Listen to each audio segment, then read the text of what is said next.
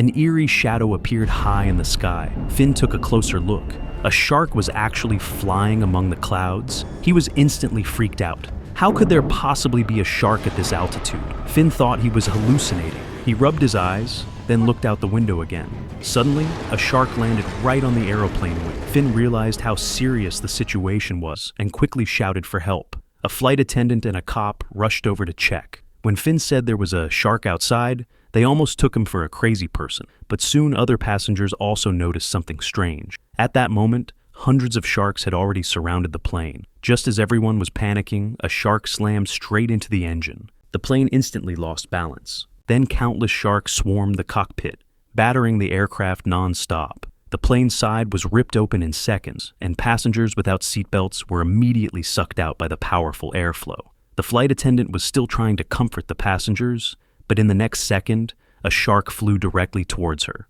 She was instantly done for. Meanwhile, the co-pilot had already been dragged out of the cockpit by a shark left dangling helplessly outside the plane. The captain quickly got up to rescue him, but suddenly the cabin pressure went wild, and both were instantly blown away. By now, the plane had completely lost control. Finn stared at the wide-open cockpit door and fought through the strong winds stepping into the cockpit. He grabbed the radio and called for help.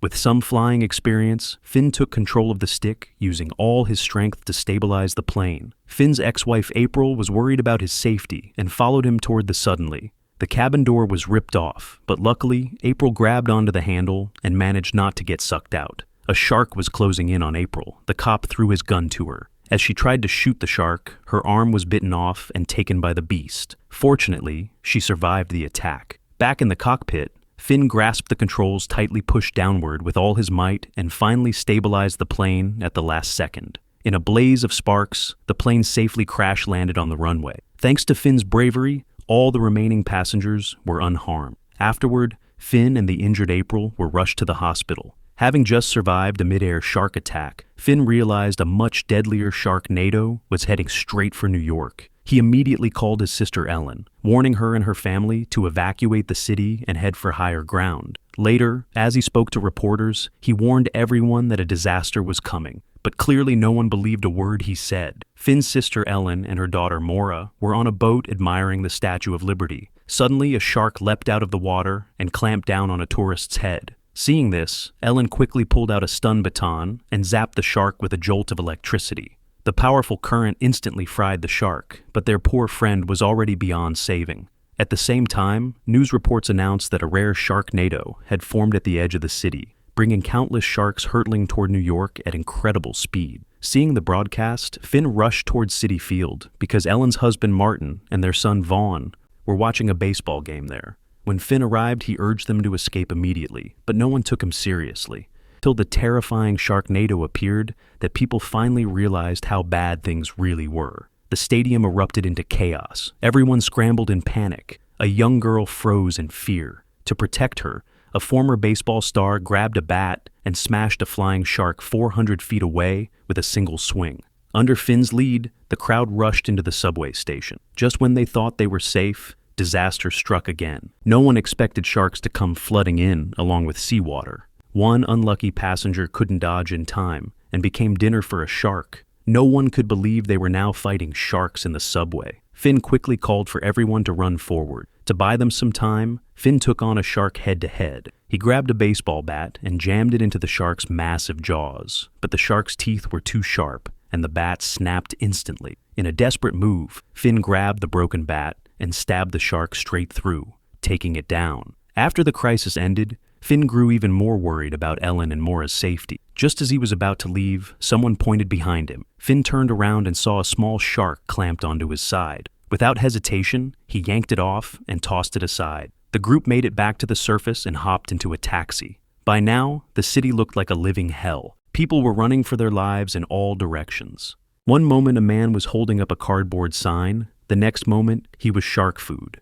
Another man ignored others' warning and ran back to grab a fallen suitcase, only to be crushed by the collapsing Statue of Liberty. Meanwhile, the news kept broadcasting weather updates urging everyone to evacuate immediately. But Finn, desperate to find Ellen and Maura, told the group to gather any weapons they could find to fight the sharks. Finn headed to a pizza shop to ask an old friend for supplies. Just then, a shark crashed through the ceiling, but luckily, his friend reacted quickly. Together, they took down the shark. The group armed themselves and regrouped, ready to head toward the top of the Empire State Building.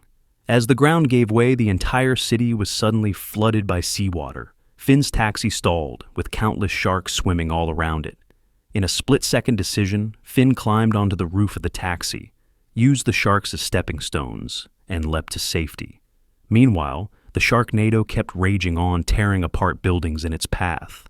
Just when it seemed like things couldn't get any worse, the TV news delivered an even more horrifying update. 2 Sharknadoes were about to merge.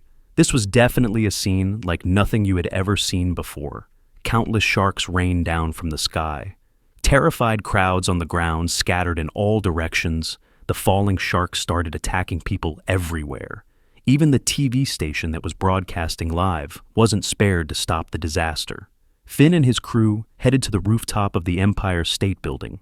He planned to use a Freon explosion to create a shockwave that would force the Sharknado to change direction. But how to get the Freon inside was a big problem. Finn's friend Sky suggested they build a makeshift slingshot. Finn quickly strapped the Freon canister lidded and fired it toward the Sharknado. However, the blast barely made a dent in the raging storm. Refusing to give up, Finn strapped 2 Freon tanks together. Just as he was about to launch, a shark came flying straight at them. Sky swiftly drew her sword and sliced the shark clean in half.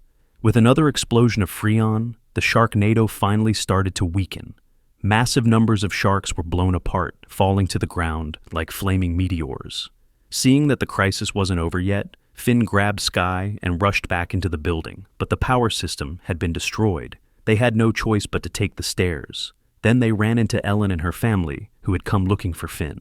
Suddenly, a flaming shark burst into the hallway.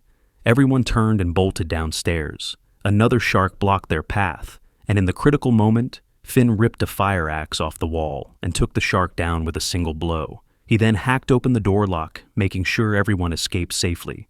Before leaving, he turned back and killed another shark that leaped out from the flooded stairwell. Soon, Finn found the mayor. The mayor begged Finn to step up and save the city for the safety of his family. Finn agreed without hesitation. While Finn was delivering a rousing speech, a shark came flying straight at him. Without even flinching, Finn coolly revved up his chainsaw and sliced the shark clean in half mid-air. The crowd went absolutely wild, cheering Finn as their savior. With the hopes of an entire city on his shoulders, Finn returned to the rooftop. He planned to use a freezing agent to shut down the Sharknado for good, but at the last second, the power cables snapped. Without thinking, Finn used his own body as a conductor to detonate the freezing agent. The Sharknado immediately lost its strength, splintered apart, and sharks began crashing down to the ground. People on the streets grabbed whatever weapons they could find and unleashed their fury on the falling sharks. Even while flying through the air, Finn stayed busy. He grabbed a chainsaw, sliced a shark into pieces in midair, and caught hold of a rope to swing onto another massive shark. Using the giant shark as his ride, he made a perfect landing on the tower's top. Finn returned to the ground, safely hailed as the hero who saved the world. He once again proposed to April, and this time, she happily accepted. After all, who could ever say no to a hero like him?